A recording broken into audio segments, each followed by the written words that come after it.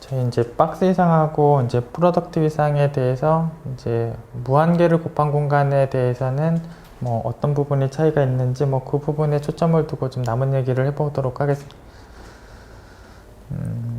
우선은 뭐 박스 이상 뭐 여기 유한계에 대해서 뭐 유한계를 곱한 공간에 대해서 뭐 계집합들을 꺼내와서 그 계집합들을 곱해서 이제 기저로 정의를 하고 뭐 기저로 생성한 걸 어쨌든 유한계까지는 박스하고 프로덕트를 이제 구별하지 않으셔도 되고 그냥 유한계일 때는 그냥 적이상이라고 그냥 부르도록 하겠습니다.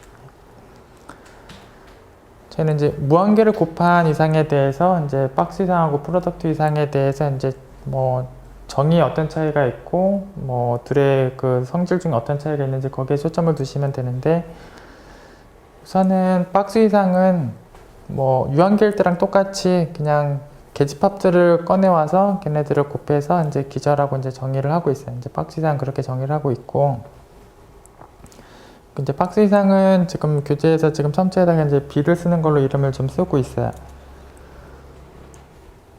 그리고 이제 기저들을 꺼내와서 곱해놓은 거를 기저라고 둔 것도 뭐 같은 형태의 유상이 된다.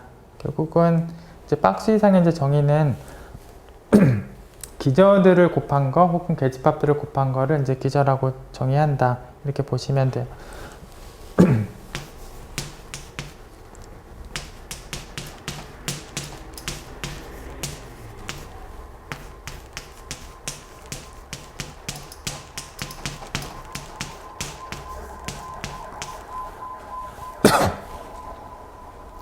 그래서 사실 책 중에서 이제 보시는 책 중에서 이제 박스 이상을 이제 한글로 나타낸 표현하고 프로덕트 이상을 한글로 나타낸 표현이 서로 뒤바뀌어 있는 책들이 있어요. 그래서 오히려 이제 한글로 바꿔놓고 설명을 드리면 보시는 책에 따라서 혼돈이 또 생길 여지가 있기 때문에 그냥 한글로 바꾸지 않은 이름 그대로 그냥 설명을 드리도록 하겠습니다. 이제 박스 이상하고 이제 프로덕트 이상은 그냥 한글로 바꾸지 않고 그대로 이렇게 쓰기로 하고 뭐 교재랑 똑같이 이제 박스 이상은 첨자에다가 B를 프로덕트 이상은 첨자에다가 P를 쓰는 용어는 뭐 그대로 쓰도록 하겠습니다. 그래서 지금 박스 이상에서 정의를 쓰실 때 사실 이제 무한계를 곱했을 때 그 무한계가 꼭 가상계일 필요는 없어요. 그러니까 비가상계 무한계도 이제 허용을 하는 건데 이제 쓰는 표현이 가상계가 제가 쓰기가 더 편해서 그냥 가산무한계인 상황에서 좀 적는 걸로 보여드리도록 하겠습니다.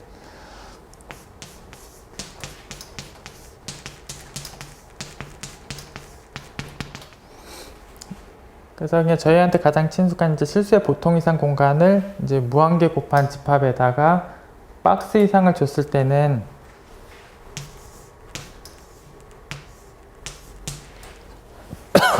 그냥 계집합의 형태들이 그냥 뭐 기저들을 곱한 거, 그러니까 기저를 정의할 때 뭐 계집합들을 곱한 거, 기저들을 곱한 게 정의여서 그냥 뭐 열린 계 구간들을 그냥 곱해놓은 형태가 박스 이상에 해당하는 거다. 뭐 그렇게 생각을 하고 계시면 돼요.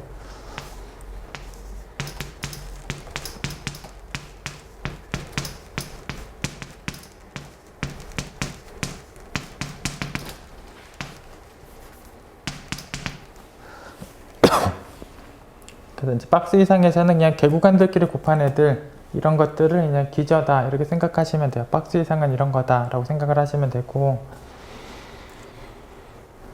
이제 프로덕트 이상 같은 경우는 여기 이제 정의된 상황들을 좀 보시면 예로 말씀을 드리겠습니다.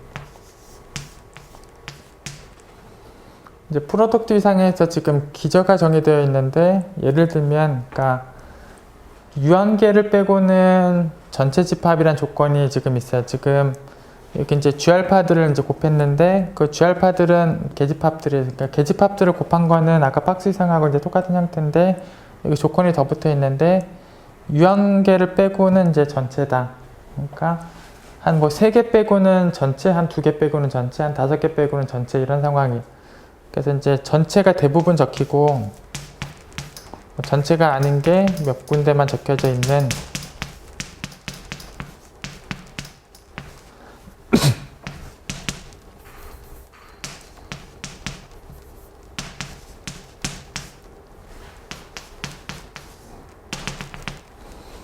그래서 일단 프로덕트 이상에 대해서 이제 기저 형태가 어떤 형태냐면 전체 집합들이 대부분 적히고, 그러니까 곱하는 상황 중에서 전체 집합들이 대부분 적히고 전체가 아닌 게 이렇게 2개 혹은 3개 혹은 4개 유한계.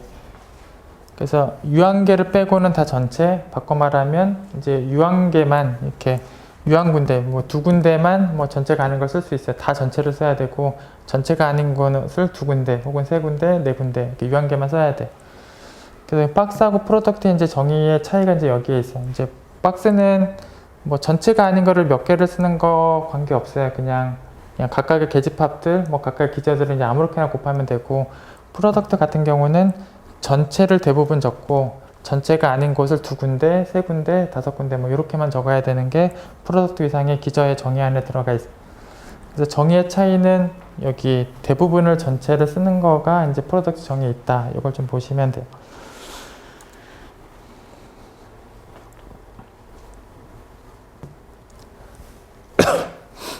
예, 뭐 똑같은 형태로 지금 적혀져 있어요.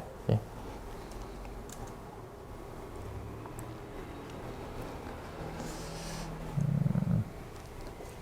그리고 뭐 이어지는 내용이 뭐 기저에 대한 내용하고 뭐 사양사상의 뭐 연속 얘기들 이렇게 나와 있는데, 이건 사실 박스하고 프로덕트하고 뭐 사실 차이가 없는 내용이어서 사실은 차이가 있는 내용 위주로 좀 보고 가도록 하겠습니다. 그러니까 사양사상이 연속이 되는 건, 그러니까 여기 정의역이 뭐 프로덕트 위상이 오든 뭐 정의역이 뭐 박스 위상이 오든 뭐 차이가 없이 그냥 사양사상은 항상 연속이 돼요. 예. 그리고 또 뭐 연속이 되는 뭐 최소의 위상이기도 하다.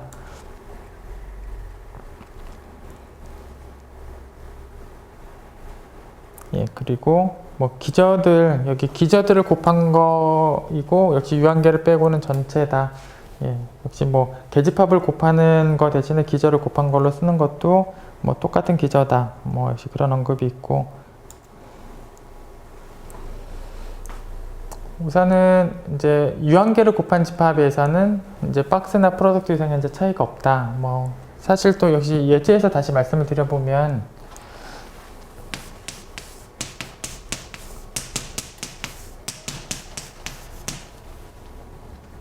뭐 이렇게 4개를 곱한 뭐 공간에서 얘기를 드려보면, 이제 박스 이상은 계집합을 아무렇게나 곱하면 돼요. 아무렇게나 곱하면 되고, 이제 프로덕트 이상은 대부분을 이제 전체 집합을 적고 전체가 아닌 걸 유한계만 적어야 되는데, 어차피 곱한 것 자체가 지금 4개밖에 없으니까 어차피 4군데를 다 전체가 아닌 걸 적어도 돼요. 그러니까 결국은 프로덕트에서도 4군데에다 전체가 아닌 걸 적을 수 있어요. 그래도 어차피 유한계니까. 그러니까 어차피 곱한 것 자체가 유한계면 어차피 전체가 아닌 걸 쓰는 것도 4개 다 쓸 수가 있으니까 박스나 프로덕트랑 전혀 차이가 없어요. 그래서 곱하는 집합 자체가 유한계면 프로덕트하고 박스에 이제 차이가 없고, 그래서 그냥 저희는 수업할 때 그냥 적이상이라고 그냥 부르도록 하겠습니다.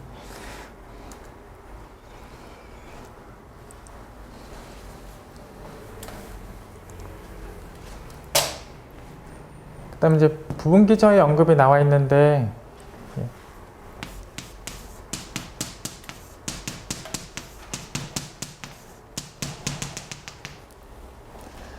결국은 뭐 또 저희가 친숙한 뭐 실수의 보통 이상 공간을 뭐 저렇게 무한계 곱한 저 공간에서 지금 프로덕트 이상에 쓸 수 있는 부분기저 형태들이, 그러니까 맨 첫 번째 것만 그냥 개구간 대신에 그냥 잠깐 이렇게 적겠습니다. 첫 번째 것만 그냥 계집합을 적고 나머지를 다 전체로 적는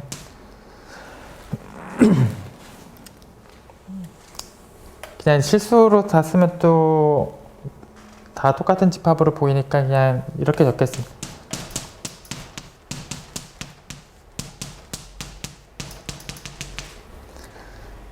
역시 아까 말씀드린 대로 이 곱한 개수가 비가상계든 뭐 가상계든 다 허용이 되는 건데, 적는 게 가상계가 편해서 제가 그냥 가상계로 적겠습니다. 그래서 이런 형태로 이제 가상계가 이렇게 곱해져 있는, 가산무한계가 곱해져 있는 공간에서 부분기저 형태들을 쓸 때 첫 번째 자리만 전체 집합이 아닌 걸 적고 나머지를 다 전체 집합이라고 적는, 그래서 얘만 한 군데만 전체가 아닌 걸 적고 나머지 다 전체라고 적는, 그리고 이제 두 번째 공간에서만 이제 전체 집합이 아닌 걸 적고 나머지를 다 전체로 적는,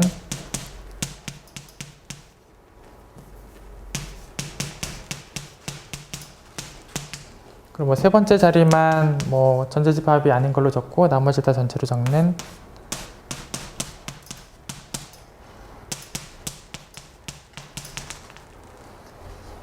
그래서 이런 꼴들 이제 한 군데만 뭐 전체가 아닌 걸 적고 한 군데만 전체가 아닌 걸 적고 한 군데만 전체가 아닌 걸 적으면 이런 것들이 자연스럽게 이제 부분기저가 될 수밖에 없어. 그래서 이런 것들을 뭐 유한계를 교집합을 시키면 지금처럼 뭐 요 세 개를 교집합을 시키면 세 군데만 전체가 아닌 게 남고 나머지는 다 전체가 올 거죠. 그래서 이런 것들을 유한계를 교집합을 시키면 정확하게 프로덕트의 정의에 맞게 유한 군데만 전체가 아닌 게 남게 되겠죠. 어차피 이런 걸 유한계를 교집합을 시키면 유한 군데만 전체가 아닌 게 남아요. 결국은 이런 애들이 유한 교집합을 한 게 프로덕트에서 사용하는 기저가 정확하게 나온다. 그래서 이런 꼴들이 정확하게 이제 부분 기저의 역할을 한다. 이렇게 보시면, 그럼 이런 게 부분 기저 역할을 한다라는 거는 사형사상의 역상으로 보시면 되겠죠. 그래서 결국은 뭐 여기 첫 번째 것만 자기 자신 오고 나머지가 다 전체가 오는 게 사형사상의 역상인 거죠. 마찬가지로 얘도 사형사상의 역상이고 얘도 사형사상의 역상이고, 그래서 결국 각각의 사형사상의 이제 역상들을 모아놓은 게 부분기저다. 이렇게 보시는 것도 이제 뭐 프로덕트의 정의로 보시면 돼. 그래서 이런 걸 부분기저로 이제 생각을 하시는 거랑 뭐 이런 거를 이제 기저로 생각을 하시는 거랑 뭐 개념적으로 같은 개념이.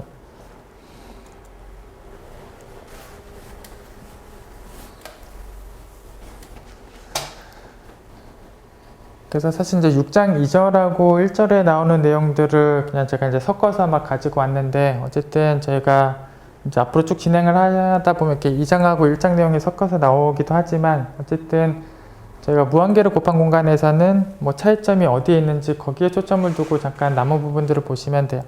뭐 사실 아까 말씀드렸던 내용 또 나왔는데, 유한계를 곱한 상황에서는 프로덕트 이상하고 박스 이상은 이제 차이가 없다 해요. 그래서 그냥 통틀어서 저기상이다라고 이제 부르도록 하고, 이제 일반적으로 이제 무한계를 곱한 공간에서는 둘이 이제 차이가 생기는데, 뭐 당연히 누가 더 강한가를 당연히 생각을 해보시면, 여기는 뭐 전체를 쓰든 말든 관계가 없고 여기는 전체를 꼭 써야만 되는 관계가 있는 거죠. 당연히 얘네들을 비교해 보면 박스가 훨씬 더 강하다라는 걸 알 수 있어요. 여기는 이제 전체를 써도 되고 전체를 안 써도 되고, 여기는 전체를 꼭 써야만 되는 거예요. 그러니까 당연히 여기 있는 애들은 여기 다 있지만 여기 있는 애들은 여기 없어요. 여기 전체가 아닌 걸 다 적게 되면 무한계가 지금 전체가 아닌 걸 적히는데 그런 건 여기 안 들어가요. 그래서 여기 있는 애들 중에는 여기 없는 게 당연히 있어요. 그래서 누가 더 강한가를 보면 박스가 더 강하다. 이게 일반적인 상황이에요. 그래서 박스하고 프로덕트를 비교해 보면 이제 박스 이상 쪽이 더 강하다, 더 세밀하다. 이게 이제 일반적인 상황이에요.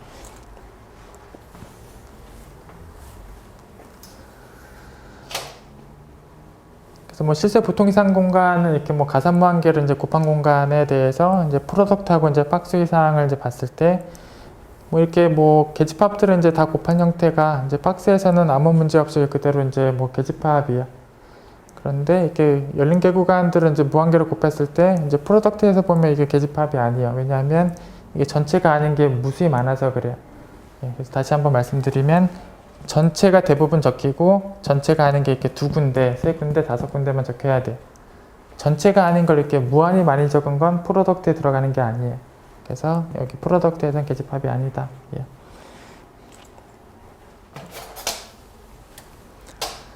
뭐 과제는 뭐 다음 주에 같이 확인하겠습니다. 예.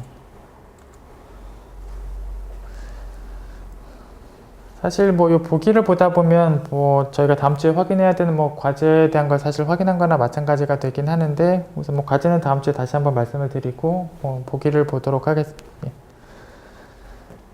이제 위상은 박스 위상. 그냥 계집합을 그냥 아무렇게나 다 곱한 거를 계집합으로 보는 그런 위상, 이제 박스 위상에 대해서 생각을 하고 있고, 그래서 여기 공역의 위상이 지금 박스 위상이, 공역 위상이 지금 박스 위상이고, 어쨌든 이제 무한계를 곱한 공간하고 유한계를 곱한 공간하고 이제 차이를 좀 보고자 하는 건데, 이쪽이 유한계가 곱해져 있는 공간이고 성분함수도 유한계가 있을 때는 뭐 성분함수가 n개가 있을 때는 그 n개 성분함수가 다 연속인 것과 이제 본래 함수가 연속인 게 이제 동치고, 지금 이렇게 무한계를 곱한 공간이고 이제 박스 이상이 주어져 있을 때, 이게 지금 fx가 다 x, x로 간다는 얘기는 이제 성분함수들이 다 항등인 거죠. 첫 번째 성분함수도 항등, 두 번째도 항등, 이제 성분함수들이 다 항등으로 되어 있는 그런 상황들. 그래서 뭐 n번째 성분함수도 x가 x로, 뭐 첫 번째도 두 번째도 다 x가 x로 가는 이제 성분함수들이 다 뭐 항등함수인데, 결국은 실제 보통 이상 공간 정역 공역에 있고, 뭐 똑같은 이상의 정역 공역에 있고, 사상이 항등이니까 성분함수는 다 연속이에요. 첫 번째 성분함수, 두 번째 성분함수, 세 번째 성분함수 모두 다 연속이. 그래서 모든 n에 대해서 성분함수들은 다 연속이 맞고,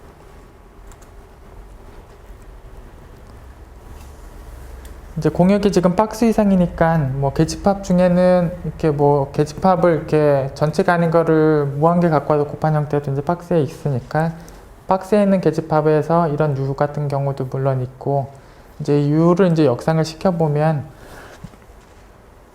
이제 얘를 역상을 시키면 결국 다 x, x, x로 가는 함수에 대한 역상이고, 결국 이제 역상을 시켰을 때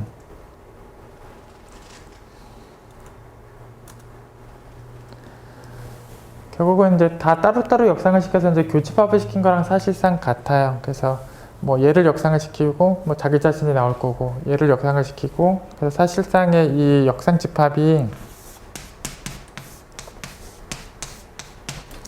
따로따로 다 역상을 시키고 교집합을 시킨 거랑 같아서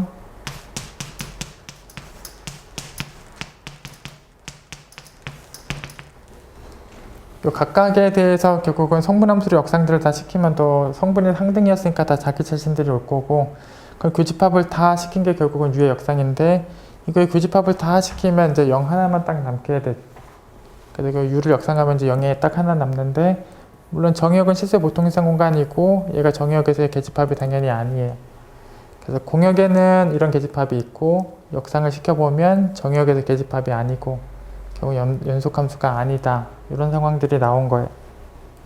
그래서 결국 이 보기에서 지금 결국 전달하고자 하는 내용은, 성분함수가 유한계일 때는 이제 그 동치 개념이 성립을 하는데, 성분함수가 무한계고 공역의 이상이 이제 박스 이상일 때는 동치가 성립하지 않는다, 이 내용을 전달하고 있습니다. 그래서 성분함수가 다 연속이 맞더라도 여기 공역이 박스 이상일 때는 F가 연속이 아닌 게 가능하다.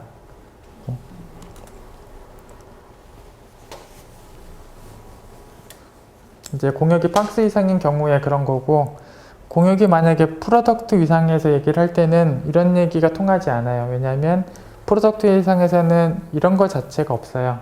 이런 거 자체가 없고, 만약에 프로덕트 이상이었으면은, 공역이 프로덕트 이상이었으면은 이제 유한계만 빼고는 다 전체여야 돼요. 그러니까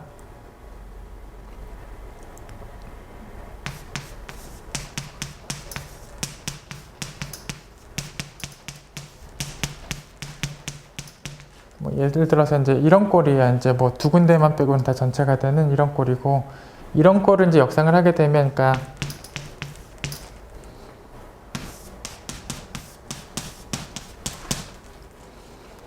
그러면 각각을 성분함수로 역상을 시키고 이제 교집합을 시킬 건데, 뭐 얘를 성분함수로 역상을 시키고 교집합을 사실 시켜도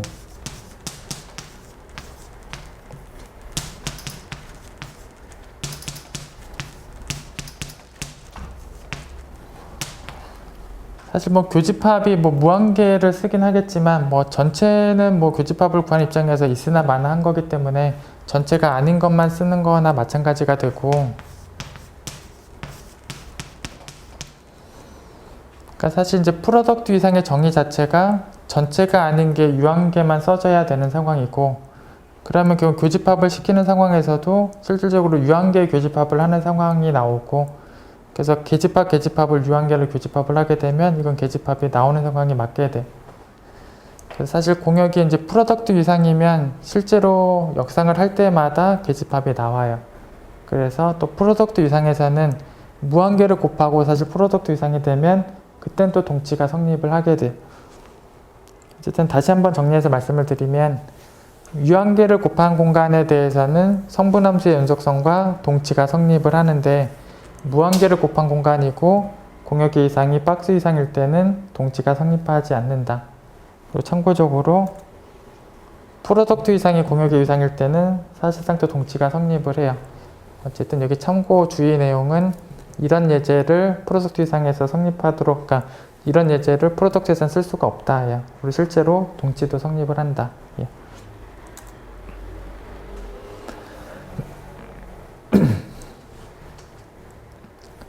그래서 이제 성분함수의 연속과 이제 F의 연속성에 대해서 이제 동치냐라고 뭐 다시 한번 물어보고 있는데, 공역의 이상이 박스 이상이면 방금 교재에 보기 같은 상황들이 있고 동치가 아니다. 예.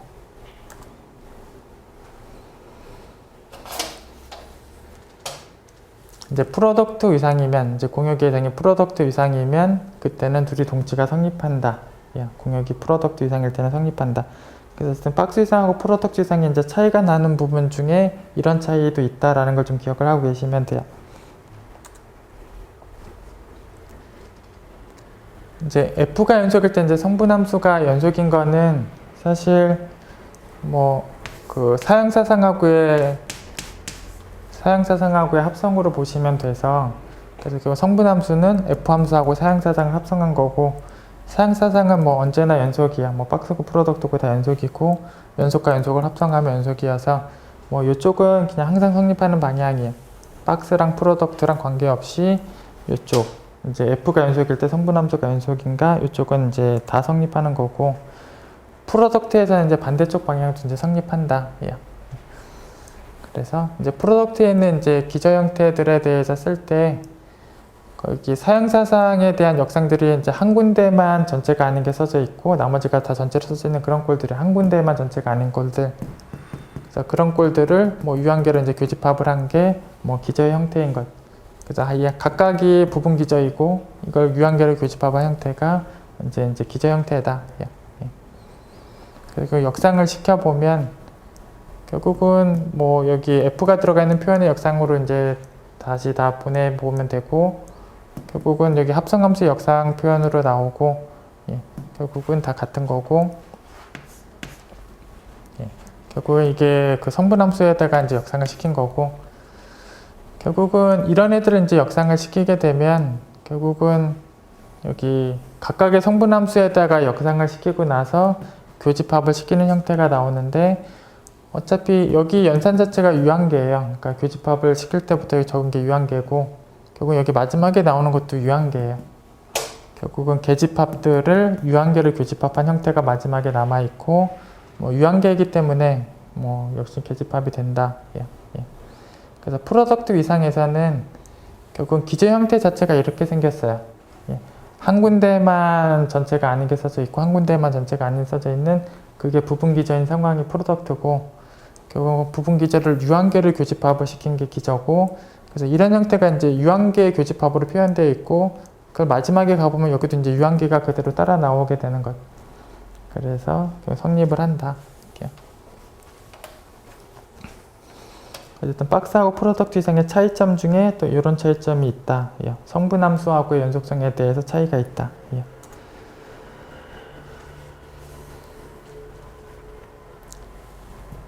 뭐 사형사상은 뭐 박스 이상에서든 프로덕트 이상에서든 다 연속이야. 이제 그런 부분은 이제 차이가 없고, 그리고 또 사형사상은 뭐 또 계사상이다. 사형사상은 또 항상 계사상이다.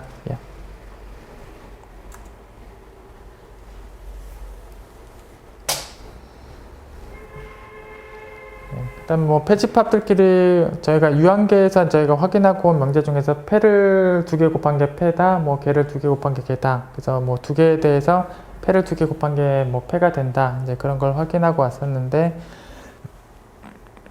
지금 무한계를 곱한 공간에서도 패집합들을 무한계 곱한 게 역시 그래도 패집합이 되는지를 프로덕트에서 박스에서 지금 질문하고 있는데, 둘 다 성립하는 개념이에요. 이제 확인을 해보시면 역시 제가 적기 편하게 하기 위해서 그냥 가상계처럼 이제 적으면서 그냥 풀이 과정들을 보도록 하겠습니다. 그래서 어쨌든 밖에 있는 원소를 이제 꺼내 오고 나서 안 만나는 계집합을 찾는 게 이제 패집합임을 보이는 거예요. 그래서 시작을 밖에 있는 점을 꺼내서 시작을 하고 있고, 그래서 밖에 있는 점을 꺼내게 되면 어딘가에는 안 들어가 있는 관계가 있어야 되겠죠. 다 들어가 있으면 들어가 버릴 거니까 어딘가는 안 들어가 있는 관계가 성립하는 게 있어야 되고, 그럼 그 관계를 하나 꺼내오고 나면 얘는 페집합이고 얘는 밖에 있는 점이고, 그럼 이제 만나지 않는 계집합이 찾아져요. 그래서 만나지 않는 계집합을 찾으면 그 계집합을 쓰고 나머지를 다 전체라고 쓰면, 어차피 나머지를 다 전체라고 쓰고 한 군데만 얘를 쓰게 되면 얘는 프로덕트의 계집합이기도 하고 박스의 계집합이기도 해요. 그래서 지금 요 선언 G는 프로덕트에 있는 애도 되고 박스에 있는 애도 돼요. 근데 결국 요 G를 갖고 오면 여기 다 곱한 집합하고 자연스럽게 교집합 부분이 없다. 예. 여기 교집합을 구하는 것 자체를 여기 각각을 교집합을 따로따로 취하고 나서 마지막에 곱해도 되는데, 여기서 교집합을 취할 때 이미 공집합이 나오니까 그래서 따로따로 교집합을 시키고 마지막에 곱할 건데, 여기서 교집합을 시킬 때 공집합이 나오니까 다 곱해도 물론 공집합이 나와요. 어쨌든 이런 G가 있다요. 만나지 않게 하는 이런 G가 있다. 그래서 밖에서 점을 꺼낼 때마다 만나지 않게 하는 이런 G가 이제 존재한다. 그러니까 프로덕트에서 존재하는 G지만 뭐 박스에서도 존재하는 거니까 박스 이상에서도 이제 성립하는 내용이에요. 그래서 페집합끼리 곱했을 때 페집합이 된다라는 게 박스에서도 성립하고 프로덕트에서도 성립해요.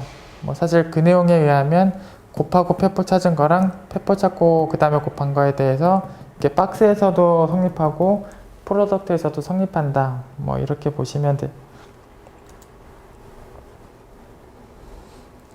그래서 패끼리 곱해서 패가 되는 게 뭐 박스고 프로덕트고 다 성립하고 페포에 대한 등호 관계도 다 성립한다. 예. 예, 뭐 가산무한계든 뭐 관계없이 어쨌든 페포에 대해서 저 등호 관계가 다 성립한다. 예. 사실 뭐 증명하는 과정은 뭐 저희가 유한계일 때 증명하는 거랑 흐름이 거의 같아요. 그래서 한번 그냥 각자 한번 보시면 충분해요. 그래서 같다. 이제 등호가 성립한다. 예.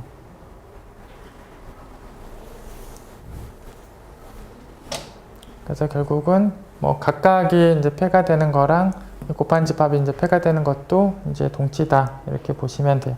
예.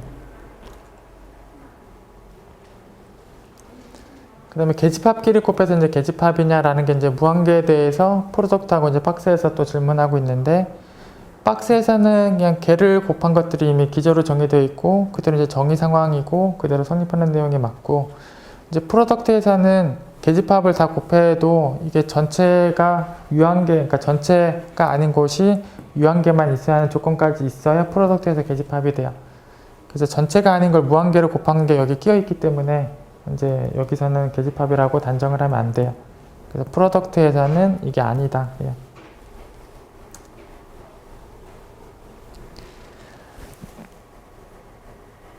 그래서 결국은 이제 곱하고 내부 찾은 거랑 내부 찾고 곱한 거에 대한 등호관계에 대한 얘기는 박스에서는 성립하는 게 맞아요.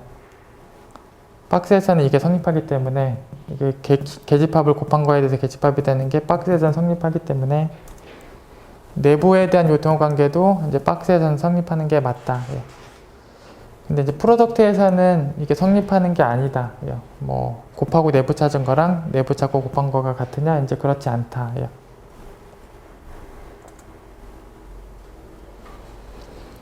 그래서 이제 일반적으로는 뭐 포함만 성립하고 이제 등호가 성립하지 않는데, 저희는 뭐 구체적으로 요 예제 상황에서 그냥 잠깐 적어 보도록 하겠습니다. 이제 박스에서 이제 내부를 찾으려고 하실 때는 그냥 따로따로 내부를 찾고 마지막에 곱하시면 돼요. 그래서 그냥 따로따로 내부를 다 찾고, 그럼 따로따로 내부를 찾으면 다 얘가 나올 거고, 그 다음에 그냥 곱하면 그 내부에 그냥 이거 다 곱한다. 그게 이제 박스에서 구한 내부고, 이제 프로덕트에서 이제 내부를 구하실 때는 똑같은 답을 쓰시면 안 되는 게, 어차피 내부라는 것 자체는 어쨌든 계집합일 텐데 프로덕트에서는 이런 거는 계집합이 되지 않아요. 이제 전체가 아닌 게 무한계가 곱해져 있기 때문에 계집합이 되지 않고, 어쨌든 내부도 일종의 계집합이고, 지금 이 집합을 제가 느려서 써보면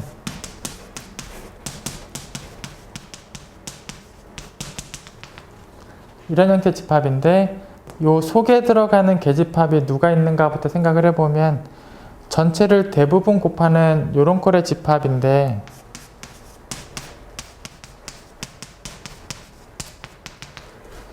그래서 이렇게 뭐 한 군데 혹은 두 군데 혹은 세 군데만 빼고는 전체 집합이 적혀져 있는 게 프로덕트에서 쓰는 계집합들인데, 그러니까 전체를 굉장히 여러 개, 사실 대부분을 전체를 적는 형태가 프로덕트의 계집합인데, 그런 계집합이 이 속에 들어가는 건 당연히 불가능해요. 이게 전체가 아닌 것들만 쭉 곱해놨기 때문에. 그래서 기본적인 이 계집합들이 속에 들어가는 것 자체가 아예 없어요. 결국은 속에 들어가는 계집합이 공집합이 유일하고 내부도 공집합이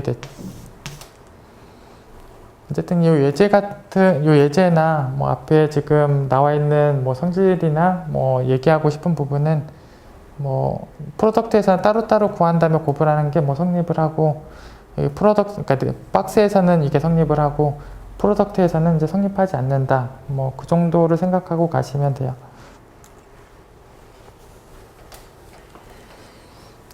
뭐 과제도 역시 다음 주 같이 확인할 내용이에요. 예.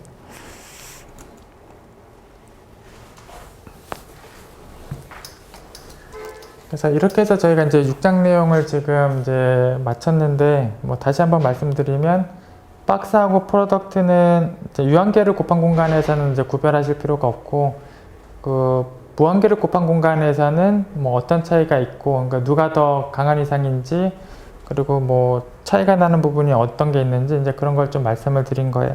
예. 그리고 뭐 7장 앞부분을 좀 간단하게 보고 쉬도록 하겠습니다. 이제 7장 1절은 이제 뭐 하우스도르프 공간, 이제 T2 공간이라는 제목으로 나와 있고, 사실 이제 T0, T1, T2에 대한 정의가 지금 나와 있는데, 그냥 글로 되어 있는 정의를 보기 전에 그냥 여기 직관적인 모양으로 일단 정의를 잠깐 말씀드리고 보도록 하겠습니다. 이제 T0 공간에 대한 정의는 서로 다른 두 점을 딱 줬을 때, 그러니까 같지 않은 두 점을 줬을 때 둘 중에 한쪽에서 계집합을 찾을 수 있으면 돼요. 이 점을 뭐 건드리지 않는, 그러니까 이 점을 갖지 않는 계집합을 한쪽에서만 찾으면 돼요. 여기서 찾아도 되고 여기서 찾아도 돼요. 한쪽에서라도 이제 상대점을 갖지 않는 계집합이 찾아지는 거. 이제 두 점을 줄 때마다 한쪽에서 계집합이 찾아졌을 때 이제 그걸 T0 공간 이렇게 정의를 하고, T1 공간은 두 쪽에서 다 계집합을 찾아낼 수 있을 때, 이 점에 대한 계집합도 이 점에 대한 계집합도 찾아올 수 있을 때, 물론 이 상대점은 안 갖고 있는 걸로 이 계집합이 얘를 안 갖고 있고 이 계집합이 이 점을 안 갖고 있게, 그래서 서로 다른 두 점을 줄 때마다 양쪽 점에서 다 각각의 계집합이 다 찾아졌을 때, 그리고 계집합이 만나는 것도 괜찮다. 그 계집합끼리 만나는 건 괜찮고 이 점을 안 갖고 있기만 하면 돼요. 이게 T1의 정의고, T2는 계집합끼리도 만나지 않는 거. 결국은 뭐 정의 상황 자체가 T2가 되면 T1도 되는 거고 T1이 되면 T0가 되는 게 당연해요. 예, 그래서 정의 상황이 T2는 T1을 T2가 되면 T1이 되고 T1이 되면 T0가 되는 상황이 자연스럽게 정의에서 나와요. 어쨌든 정의는 이렇게 차이가 있다라고 보시면 돼요. 그래서 뭐 글로 되어 있는 정의를 그냥 보시면 뭐 점을 두 개 다른 걸 줄 때마다 X쪽에서 계집합을 찾아낼 수 있거나 Y쪽에서 계집합을 찾아낼 수 있을 때, 물론 상대점은 안 갖게 되는 한쪽에서라도 이런 계집합을 찾을 수 있을 때 T0라고 정의를 하고, 뭐 두 점을 줄 때마다 뭐 계집합 두 개를 다 찾아낼 수 있을 때, 그리고 두 계집합이 만나도 상관이 없을 때 뭐 T1이다 라고 정의를 하고, 계집합 둘 다 찾아내는데 둘이 만나지도 않는 것까지도, 이제 계집합끼리도 만나지 않는 것까지도 만족을 하는 그런 계집합을 찾아졌을 때 T2 하우스도르프라고 정의를 한다.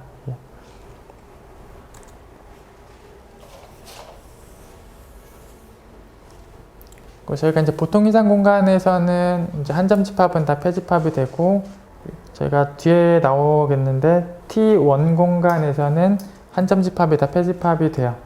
T1 공간에서는 한 점 집합이 다 폐집합이 되고, T1 공간이 아닌 공간에서는 뭐 이런 상황이 물론 성립하지 않을 수 있어요. 네, 어쨌든 뭐 T1 공간에서 일반적으로 성립하는 명제고, 보통 이상 공간에서도 이제 성립하는 명제고, 뭐 위상 공간에 따라서는 뭐 이런 명제가 물론 성립하지 않을 수도 있다. 뭐 그런 거를 지금 첫 번째 보기에서 이제 보여주고 있습니다. 지금 가로 1번에 보기에는 이제 비이산 이상이 나와 있는데, 이제 뭐 계집합이 이렇게 두 개만 있는 비이산 이상이 나와 있는데, x 자체가 이제 뭐 두 개 이상의 원소를 갖고 있으면 결국 여기선 단점집합이 패집합이 당연히 아닌 거죠. 뭐 여기도 이제 단점집합 패집합이 아닌 경우고, 이 세점집합은 뭐 이렇게 유상을 줬을 때 여집합들을 시켜보는 게 결국 패가 될 텐데, 이걸 여집합을 시킨 C나 이걸 여집합을 시킨 A는 패가 맞는데, 단점집합 B 같은 경우는 이제 패가 아니다.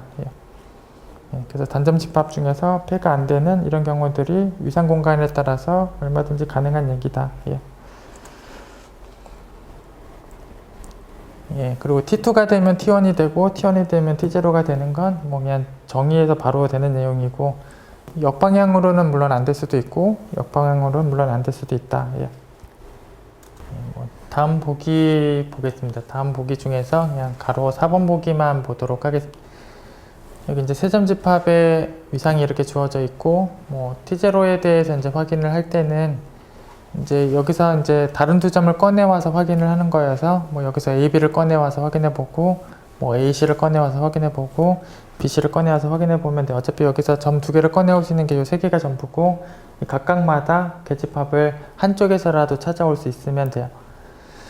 그래서 여기 이제 계집합 중에서 뭐 단점집합 B 같은 게 있으니까, 여기 AB를 꺼내올 때나 이제 BC를 꺼내올 때는 이 단점집합 B를 이용하면 바로 T0의 정의를 해결할 수 있게 돼.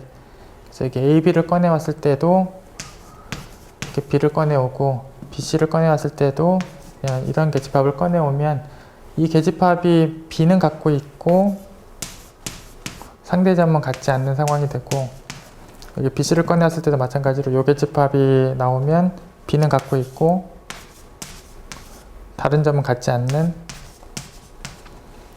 이렇게 한쪽에서라도 계집합을 찾아내는 걸 확인하는 거여서, 뭐 단점집합이 있을 때는 뭐 그걸 이용하시면 당연히 다른 점이 안 들어갈 거고, 그럼 남아있는 게 이제 얘밖에 없고, 이제 AC를 택했을 때는 A 쪽에서나 혹은 C 쪽에서 이제 계집합을 찾아오시면 되는데, 만약에 A 쪽에서 찾고 싶다라고 하면 사이즈가 작은 애가 유리할 테니까, 뭐 얘가 지금 A를 갖는 계집합 중에서 사이즈가 가장 작은데, 얘가 지금 상대점이 안 들어가는가를 보면 이제 A 말고 상대점이 C인데 안 들어가 있으니까 만족하는 게 맞아요. 그래서 A는 갖고 있고, 얘가 당연히 C는 갖고 있지 않고, 결국은 이제 세 가지 경우들마다 이 한쪽에서라도 계집합이 이렇게 찾아지는 게 맞고, 이제 T0의 정의를 이제 만족을 한다. 이렇게 보시면 돼요. 이제 T1을 또 만족하는지 확인할 때는 한쪽에서만 찾을 수 있는 거가 아니라 이제 두 쪽에서 다 찾을 수 있어야 되고, 그래서 T1을 확인할 때는 여기서 이제 A 쪽에서도 갖는 것도 확인해 봐야 되고, 여기서도 뭐 여기 C를 갖는 거에 대해서도 확인이 돼야 되고, 여기서 C를 갖는 거에 대해서도 확인이 돼야 돼. 양쪽에서 이제 다 확인이 돼야 돼.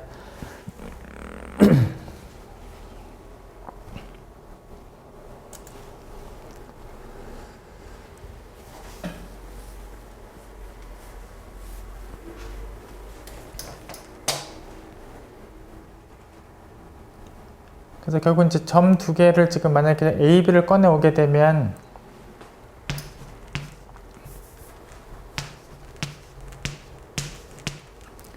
여기서도 계집합을 찾아야 되고 여기서도 계집합을 찾아야 돼요. 그래서 여기 양쪽에서 다 계집합을 찾아야 되는데, 이제 A 쪽에서도 이제 사이즈가 가장 작은 애를 찾아오면 AB 집합이 이제 사이즈가 가장 작은 애, 여기서 가장 작은 애를 찾아오면 이미 B를 건드리고 말죠. 그러니까 여기 A에서 가장 작은 계집합을 찾아오고 얘를 안 건드리는 애를 찾아와야 되는데, 가장 작은 애를 갖고 와도 이미 B를 건드리게 되는 상황이 오죠.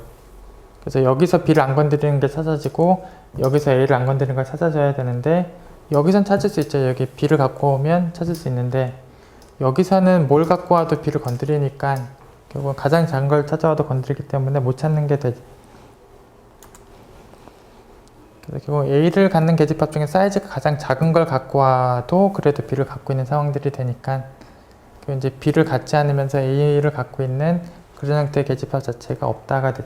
그래서 양쪽에서 계집합을 다 찾아야 T1인데, A 쪽에서는 못 찾는다가 그래서 T1이 되지 않는다.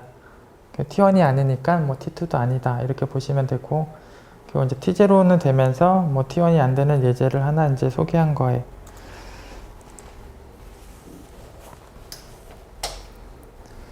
그다음에 이제 전순서 집합은 이제 모든 원소들이 이제 크기 비교가 되는 뭐 그런 집합이고, 크기를 이용해서 이제 위상을 준 거고, 이제 순서 이상이고, 뭐 이제 T2가 성립한다. 편의상 이제 자연수 집합에다가 이제 순서 이상을 준 상황으로 좀 대신 보도록 하겠습니다.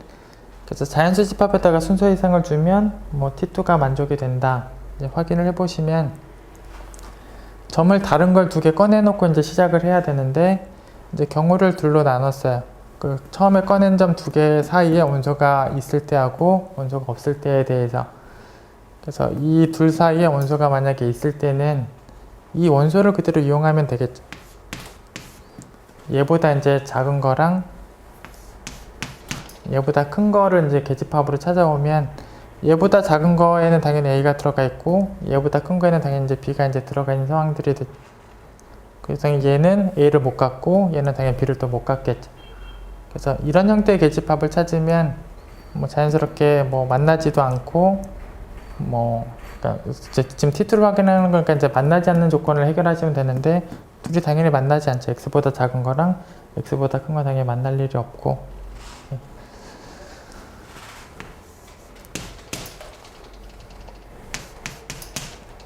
여기 뭐 아무거나 이제 이렇게 쓰시면 돼요. B가 있다는 조건을 지금 써야 되니까, 뭐 B보다 하나만 더 커도 이제 B를 가질 테니까 이제 이렇게 쓰겠습니다. 어쨌든 이 X를 이용해서 이제 만나지 않는 계집합을 이렇게 찾아오는 게 가능하고,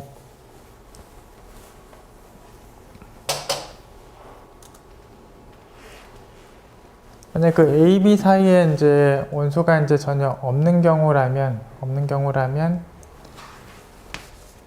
이제 B보다 작은 거랑 A보다 큰 거랑을 갖고 오면 되겠죠. 그래서 A보다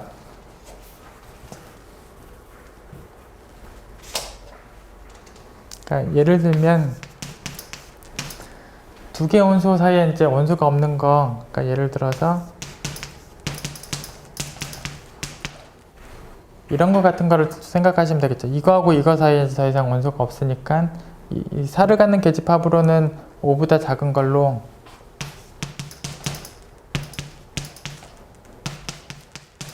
5를 갖는 계집합은 4보다 큰 걸로,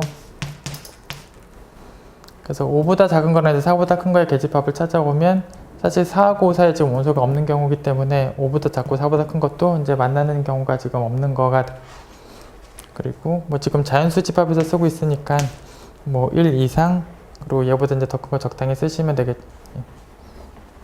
그래서 얘보다, 그러니까 여기 얘보다 앞에 있는 거, B보다 앞에 있는 거, 지금 뭐 A보다 이제 더 큰 거, 이제 그렇게 이제 쓰시면 돼.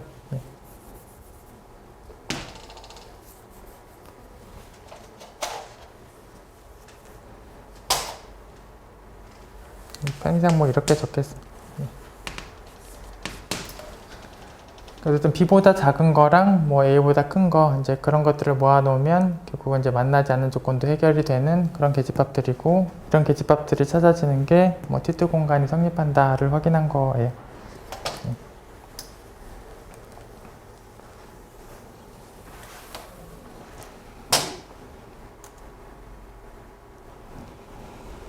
그다음 뭐 다음 보기는 뭐 이상 공간이 나와 있는데, 뭐 당연히 이상 공간은 단점 집합이라는 계집합이 있기 때문에 뭐 다른 두 점을 줄 때마다 그냥 단점 집합을 찾아오면, 뭐 단점 집합이 당연히 만날 일이 없고 자연스럽게 이제 T2의 정의를 만족한다. 그래서 이상 공간은 뭐 T2가 되는 게 성립한다.